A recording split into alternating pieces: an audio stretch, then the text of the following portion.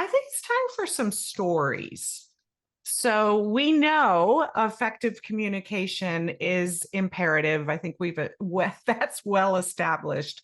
I'd love to hear from each of you an example of a story in which you observed a leader using communication artfully to manage a particular situation, or not so artfully, to give us examples of things not to do.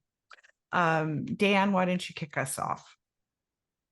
Oh, the stories. But, we all have moments that stay with us through our career. And one that I will draw from that I think is a great example of a particular approach. We all have probably been involved with major product launches, and a year, 2 years of preparation and build up, high level of cross-functional collaboration, getting ready to launch our proud and powerful and compelling product. It's a big moment, high visibility. And this story goes back about 12 years, getting ready for one of these major product launches. The subject matter expert in our virtual launch event, very dynamic product manager, was going to really just be this beacon of excitement and building around this product, was located across the country in Atlanta, the rest of the team in Seattle. And what happens? Storm of the century comes and hits, ice storm, snowstorm, that basically tanks a lot of the network connectivity. And so at this moment of going live, and we know we have competitors on because they want to check out what all of this exciting news is. We have key customers, we have analysts, we are exposed. And in that moment, no product manager.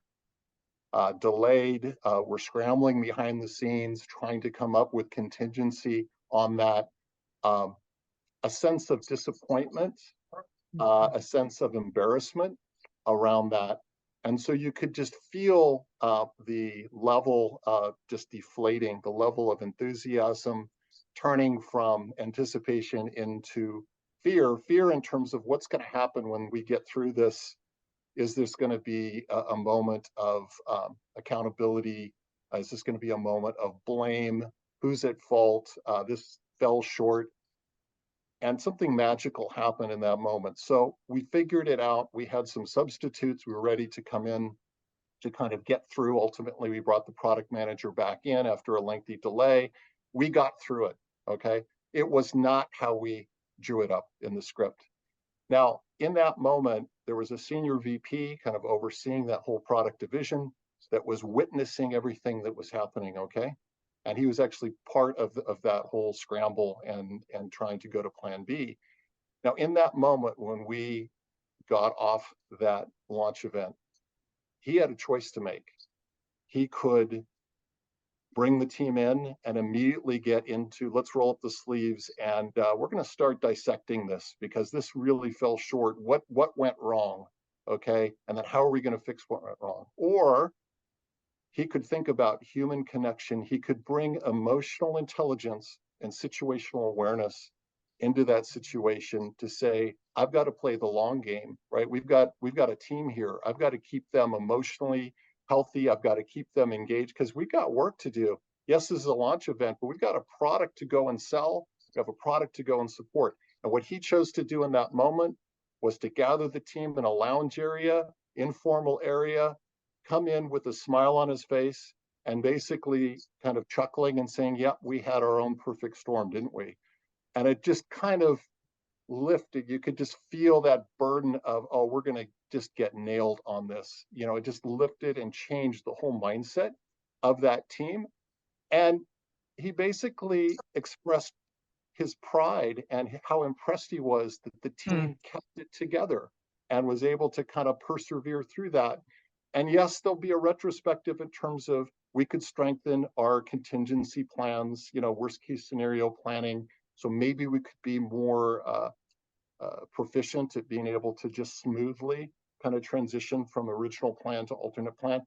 But in the moment, he showed great emotional intelligence in terms of keeping the team healthy, keeping the team focused on the learning that we are going to take and how that's going to only make us better and stronger going forward.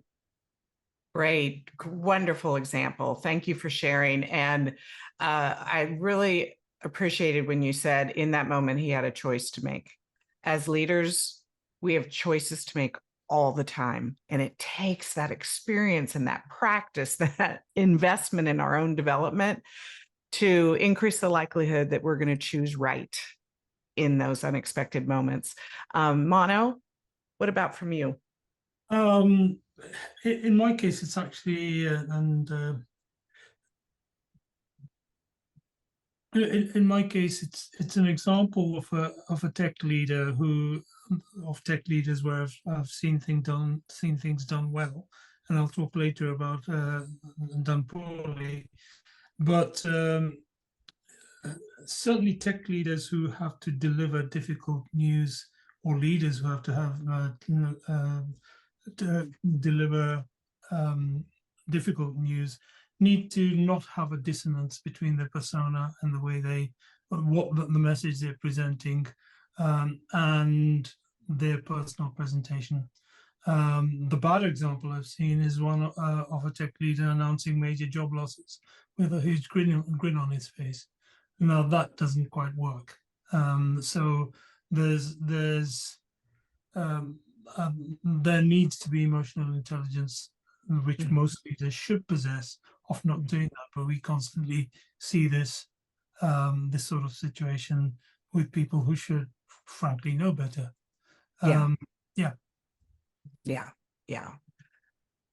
Definitely an example of something we want to avoid, and the importance of that congruence between your body language and what you're actually saying needs to be aligned. Mary, how about one from you? Yeah, I have a story that's more of proactive communication and really thinking about what was the culture we wanted to create to get to some specific outcomes. So in the frame of working at Stanford at the Graduate School of Business, we run a public speaking program called the Low Keynotes program. And it's similar to a TED program where students are delivering a 9-minute talk on some idea that's going to change lives, organizations, or the world. And it is a big deal to get into this program, and it's a big lift. So once they are in, they have 8 weeks to execute from an idea to a stunning delivery on a stage that will be recorded for YouTube. And so my team and I needed to really think about, how do we create an inspiring vision that we can get everyone to say yes to, that we can therefore then design the alliance of how we're going to work together. So we focused on what was the impact that we hoped this collective group of students would have on the world through these talks. And then moved on to, so what does that mean for how do we work with each other? Meaning, this is like individual runners on a race course, but we are also a team giving each other feedback, cheering each other on, wanting to create space to take risk and to have that creative tension and give and take between the coaches and the students to get to a final product that would really move our audiences to think in different ways about these new ideas.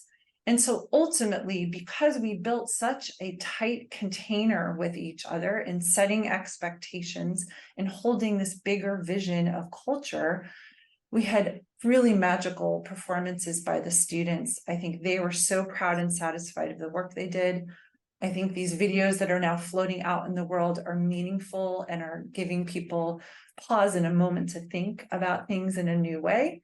And I think for those of us working in the program, it was a really enjoyable experience, right? Because there was no struggle in what our roles were or how we were going to get there. And so there was just buy-in from the beginning so we could have a really creative, collaborative, and fun process together.